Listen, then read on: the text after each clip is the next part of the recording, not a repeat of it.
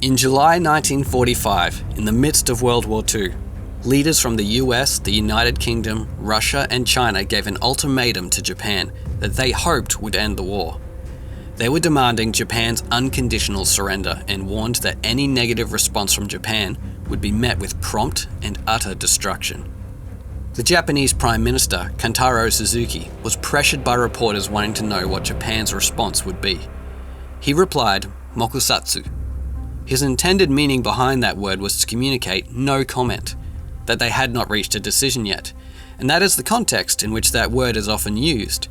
But there is another translation of the word which means to treat with silent contempt, and it was this that the international press, and then in turn the Americans, interpreted his meaning to be. 10 days later, the atomic bomb was dropped on Hiroshima, killing well over 100,000 civilians. When the process we call communication works effectively, it allows collaboration and community to flourish. But when it breaks down, sometimes the results are devastating.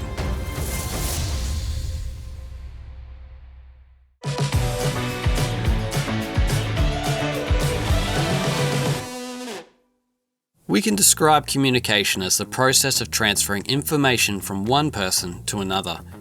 This can be done via language in the form of words, it can be done through hand gestures, it can be done through sounds, facial expressions, and through images.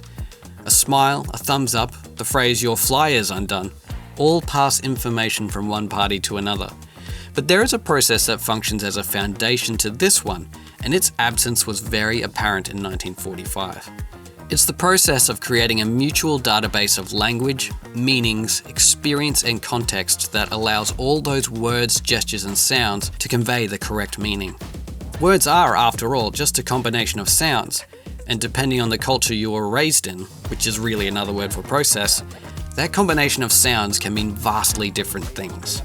Language is the result of process, and when those processes vary, languages and meaning varies.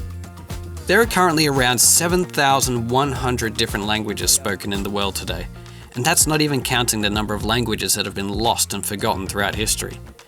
And that huge number should be exactly what we'd expect when you consider how isolated and spread out humans were for thousands and thousands of years. The technology wasn't there to allow us to communicate or travel easily, so we had thousands of different isolated processes in operation, creating their own databases of meanings for symbols, sounds, gestures, and expressions. And when we look at our everyday lives, we can see this dynamic at play everywhere. Families, friendship groups, religions, sports teams, hobbies, they are all their own language and meaning creating processes. A basketball coach could say to one of his players, "We need a back screen out of a staggered screen to an open block. If the post isn't open, there's a staggered screen for a weak side shooter," and they will completely understand him. But if he says that to a baker whose main passion is folk music, well, he may as well be speaking in a whole other language. The baker would understand each of the individual words, but there is a process behind their combined meaning that he is not a part of. Communication that works as part of one process can be baffling in another. There is one other factor at work here that is also required for communication to work, and you can see it in each of the examples of groups listed earlier. It's trust. The fundamental belief that the information being communicated is not deception. No matter what is being communicated in any form, if trust is not present, the recipient will either disregard that information or take another meaning from it. Trust has been identified as one of the necessary ingredients for any language to develop, and is why it is theorized that language would have had to have first developed within circles of trust. Communication and trust grow hand in hand, and if one dies, it often doesn't take long for the other to die too. So for the process we call communication to work at its most effective and efficient, we need to have shared a mutual process of developing language, and we need to trust that when that language is used, it is being used honestly.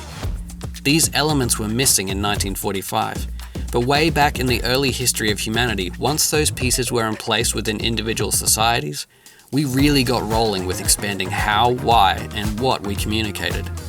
With trust and shared meaning, we developed language.